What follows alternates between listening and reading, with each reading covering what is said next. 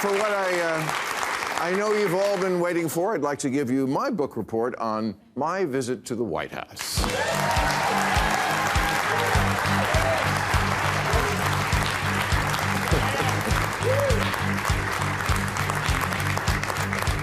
Okay, as you know, 12 days ago I had dinner with President Trump, a dinner that was set up by my friend Kid Rock, because we share a belief that there's got to be something better than hurling insults from 3,000 miles away. And let me first say that to all the people who treated this like it was some kind of summit meeting, you're ridiculous. Like I was going to sign a treaty or something. I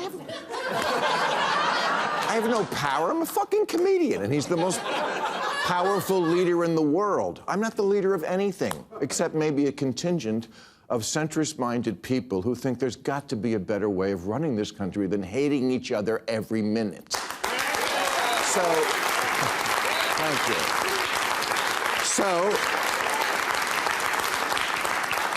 Okay, so meet up in person. Maybe it'll be different. Spoiler alert, it was. First good sign, before I left for the Capitol, I had my staff collect and print out this list of almost 60 different insulting epithets that the president has said about me. Things like stupid, dummy, lowlife dummy, sleazebag, sick, sad, stone cold crazy. Really a dumb guy, fired like a dog, his show is dead. There's 60. I brought this to the White House because I wanted him to sign it, which he did.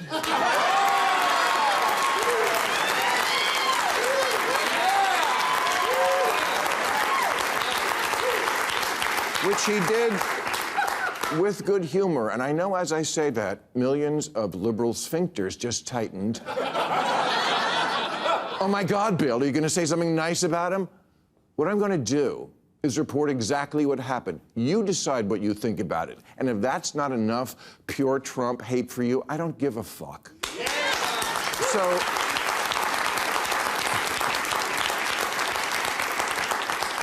So no, I didn't go MAGA. And to the president's credit, there was no pressure to. After we left the Oval Office, he showed me the little room off the office, you know, the one where Clinton used to. Okay. The blowjob room, okay? Well, not anymore. That's where they keep the merch now. It is. And he gave me a bunch of hats, but he didn't ask me to take a picture in one, which I appreciated. The guy I met is not the person who the night before the dinner shit-tweeted a bunch of nasty crap about how he thought this dinner was a bad idea and what a deranged asshole I was. I read it and thought, oh, what a lovely way to welcome someone to your house.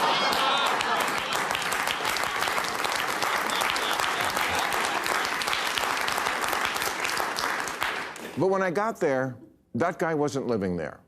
Now, does Trump want respect? Of course, who doesn't? My friend said to me, what are you going to wear to the White House? I said, I don't know, but I'm not going to dress like Zelensky, I'll tell you that.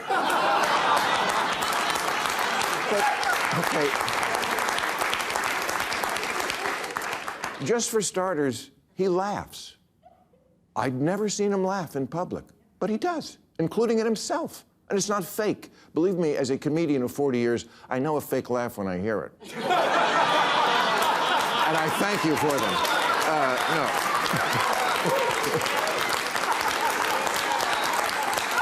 But, okay, example. In the Oval Office, he was showing me the portraits of presidents, and he pointed to Reagan and said, in all seriousness, you know the best thing about him? His hair. I said, well, there was also that whole bringing down communism thing, waiting for the button next to the Diet Coke button to get pushed and I go through the trap door. But no, he laughed, he got it. I said to him at one point, Mr. President, you know the dog, that's unusual in the White House. He said, well, a lot of the presidents, they had a dog for political reasons. I said, no, people love dogs, that's what that is. Oh yeah. Okay, that's true.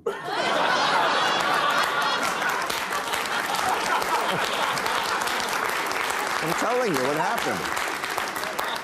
At one point, we were walking through it is an amazing tour of the whole house. And I don't remember exactly what we were talking about, but it must have been something with the 2020 election, because I know he used the word lost. And I distinctly remember saying, wow, I never thought I'd hear you say that. He didn't get mad. He's much more self-aware than he lets on in public. Look, I get it. It doesn't matter who he is at a private dinner with a comedian. It matters who he is on the world stage.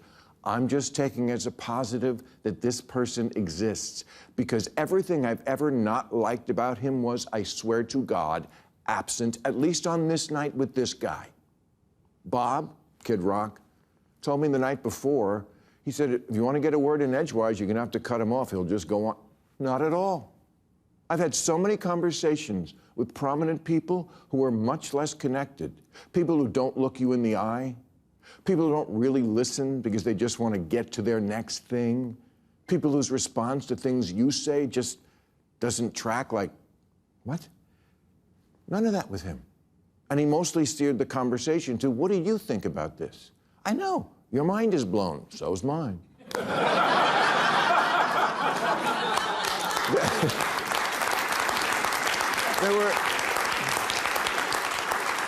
There were so many moments when I hit him with a joke or contradicted something, and no problem.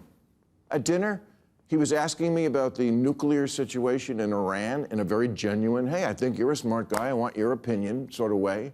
And I said, well, obviously you're privy to things about it I'm not, but for what it's worth, I thought the Obama deal was worth letting play out, because we made Iran destroy 98% of the uranium, and they were 15 years away from a bomb.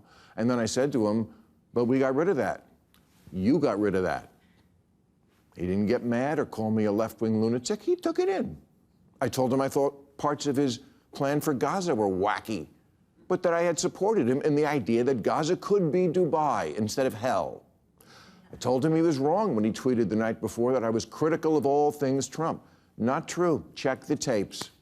Moving Israel's embassy to Jerusalem, loved it. The border did need to be controlled. I'm glad the cops are getting their morale back. DEI had gone too far. Biological men shouldn't be playing women's sports. Europe should pay for their defense. And of course, it makes sense that Arab countries should take in Arab refugees, like the million Syrians who wound up in Germany when Saudi Arabia took none. He said to me, you're right, they took none.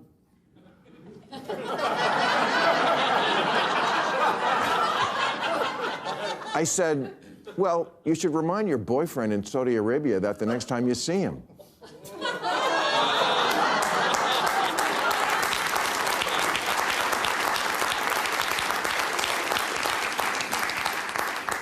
He laughed. I never felt I had to walk on eggshells around him. And honestly, I voted for Clinton and Obama, but I would never feel comfortable talking to them the way I was able to talk with Donald Trump. That's just how it went down. Make of it what you will. Me, I feel it's emblematic of why the Democrats are so unpopular these days. He was even okay when I checked him on the orangutan lawsuit. He was.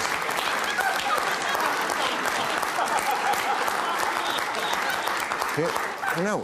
He said to Dana White, you know, Bill said my father was an orangutan, and I really love my father. And I said, well, Mr. President, I did that because I didn't like what you were doing regarding Obama's birth origins. I thought that was low. Again, no anger, just a little smile, as if to say, yeah, I get it. The most surreal part of the whole night was when I got home. I flew back right after the dinner, and I'm in bed watching 60 Minutes from the night before. And there's Trump in one of their stories, standing at a podium in a room that looked to me like one of the rooms and places we'd just been in. And he's ranting, disgusting, you're a terrible person. And I'm like, who's that guy? What happened to Glinda the Good Witch?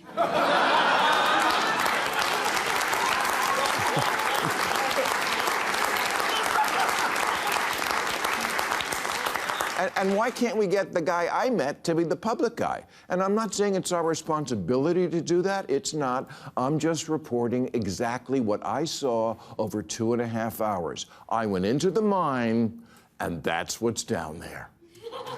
A crazy person doesn't live in the White House. A person who plays a crazy person on TV a lot lives there, which I know is fucked up. It's just not as fucked up as I thought it was. And I have no illusions now that I'm back to work at my job that he might start a new list.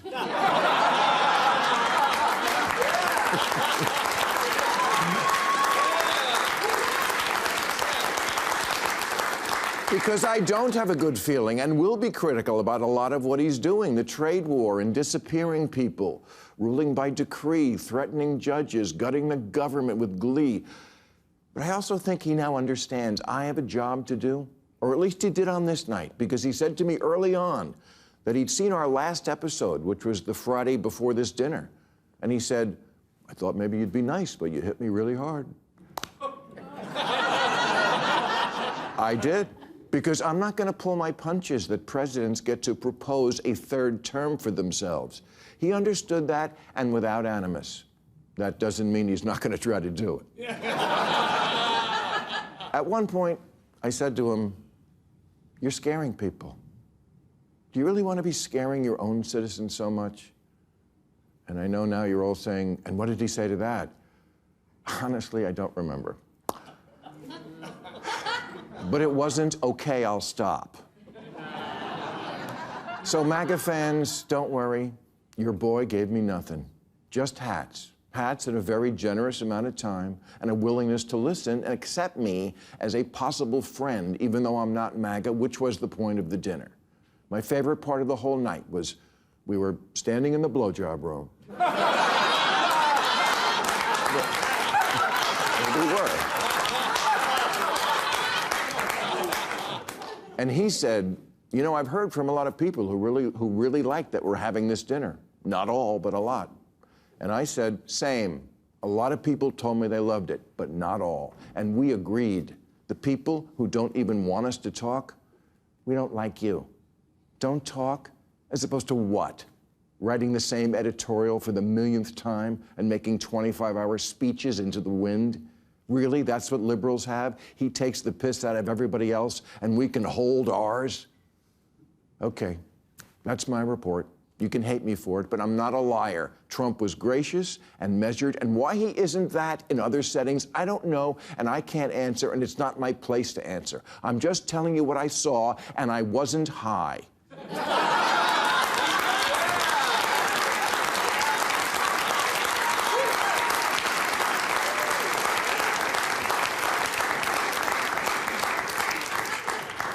Damn, missed opportunity.